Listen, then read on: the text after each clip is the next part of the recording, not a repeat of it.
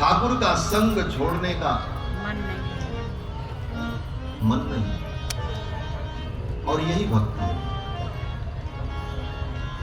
तत् विस्मरणे परम व्याकुलते थी, जो नारद जी कहते। मिथिलानियों ने कहा सरकार या तो आप यहां रह जाओ या तो हमें ले जाओ, लेकिन लोक लीला तो है ही। जब विदाई का प्रसंग आया तो अगहन के महीने में विवाह हुआ। अभी विवाह पंचमी बीती है पिछले पक्ष में, अभी इसी पक्ष में, अभी तो शुक्ल पक्ष चल रहा है, अभी तो 10 दिन भी नहीं हुए। इसीलिए ठाकुर जी की विदाई नहीं हो रही है, और विदाई होगी भी नहीं।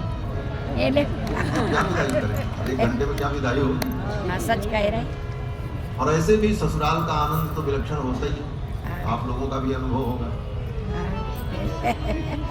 मिथिला की सखियों ने कहा सरकार अब तो आप यहीं रुक जाओ।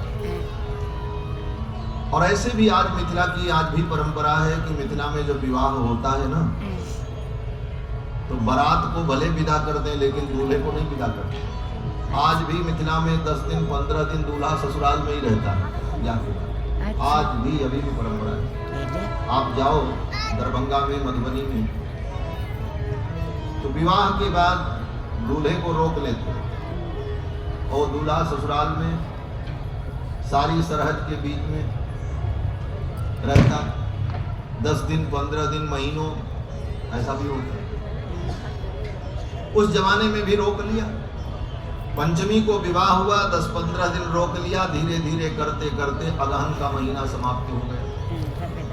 पूस का महीना आया। जब पूस का महीना आया तो पूस में खरवास आ गया, धनुर्मास।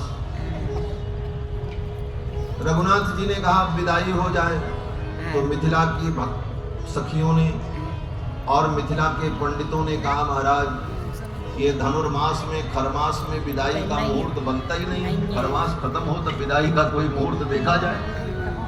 खरमास में ऐसे भी कोई शुभ काम नहीं होता, तो 1 महीने तो विदाई का कोई मुहूर्त ही नहीं है, कैसे हम विदा सकते। ये बहाना किया तो 1 महीने फिर रुकना पड़ा। 1 महीना बीत गया। जब 1 महीना बीत गया, धीरे धीरे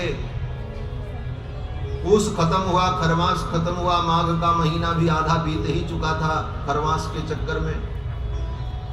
बोले अब खरमास खत्म हो गया, अब विदाई हो जाए। तो मिथिला की सखियों ने कहा सरकार अब तो होली आने वाली है, और हमारे यहाँ की लोक परंपरा है कि विवाह के बाद कन्या पहली होली अपने नैहर में ही करती है। अब किशोरी जी अयोध्या जाएंगी तो वहां से चल करके फिर आएंगी। 1 ही महीने तो बचा है, बसंत पंचमी परसों है, इतनी जल्दी अब कैसे संभव होगा।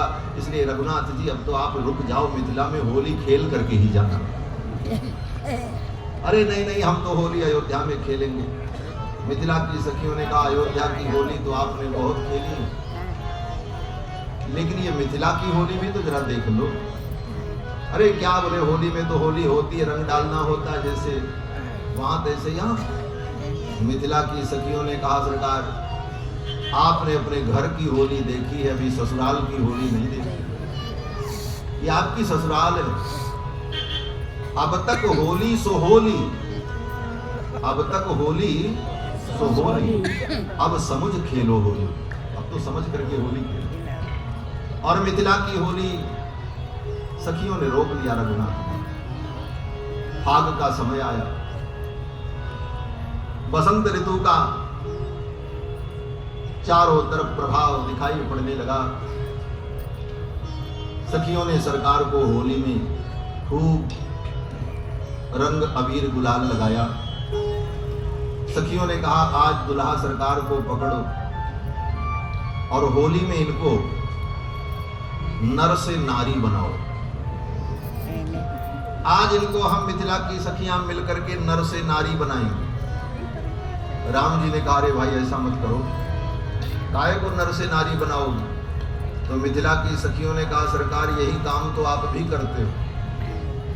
किसी नर को आप नारी बना देते हो, किसी नारी को नर बना देते हो। ये जन्म कर्म के चक्कर में डाल करके इन जीवात्माओं को कभी नारी बनाते हो, कभी नर बनाते हो। लेकिन आज हम भक्त लोग मिलकर के आपको भी नर से नारी बनाएंगे। और पकड़ लिया सखियों ने रघुनाथ को और बढ़िया साड़ी पहनाई, कान में कुंडल पहनाया, नाक में नथबेसर पहनाई। मिथिला की सखियों ने पकड़ा और कहा, होली में आए